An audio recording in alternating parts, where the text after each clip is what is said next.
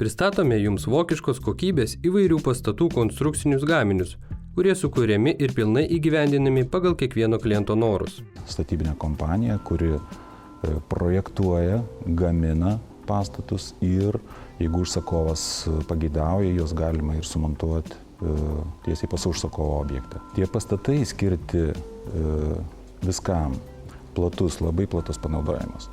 Žemės ūkiui, industrijai, įvairūs sandėliai, angarai, garažai, visuomeniniai pastatai. Visi pastatai paruošiami nepriekaištingai, kadangi kiekviena medžiaga ir detalė būna suprojektuota Vokietijos inžinierių. Visas konstruktyvas yra projektuojamas Vokietijos gamyklose Osterhofene, skaičiuojama statika, parenkamos medžiagos, ten pat yra gaminamos moderniomis linijomis ir kraunamos į sunkvežimius ir išvežiojamos po visą Europą. Norint, kad kiekvienas pastatas ar angaras išlaikytų tinkamą kokybę, gaminant konstrukcijas naudojamas ne tik metalas ar betonas, bet ir medis, kuris suteikia ir malonų estetinį vaizdą.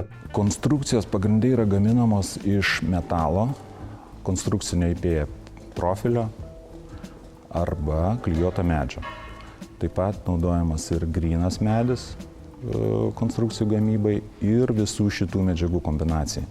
Tai metalas, klijuotas medis, kurį kaip tik čia stojam šitame pastate, kurį galėsit detaliai apžiūrėti ir pamatysit, kaip puikiai dera klijuotas medis, estetika ir tvirtumas tiesiog puikiai įsisprendžia ir labai puikiai dera tarpusavy.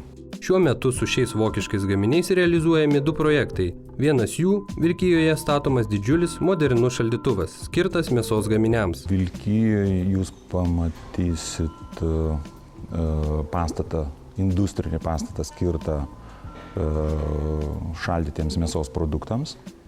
Ten panaudotos medžiagos yra gelžbetoninės kolonos su metalo, o sieninės dangos bus naudojamos sandwich paneliai. Kitas projektas – tai Šakių rajono Gerdžiūnų kaime statoma nauja karvidė, kuri atitiks aukščiausius Europos standartus. Karvidė, labai moderni karvidė, kur panaudotos konstrukcijos yra cinkuotas metalas, plus klijuota medžio sijos, kurios atsparios yra agresyviai aplinkai. Karvidės pašonėje stūkso monolitinis gelžbetoninis rezervuaras, skirtas karvių mėšlo laikymui.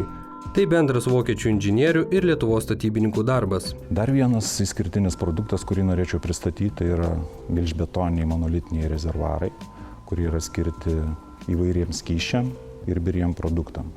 Tai galėtų būti nuo 20 kubinių metrų apimties iki 10 000 kubinių metrų apimties ir dar nedaugiau klientai pageidavus, jeigu yra specialiai suprojektuojami. Vokiški gaminiai išlaiko aukščiausią kokybę, todėl jie vis sparčiau įsilieja į Lietuvos rinką.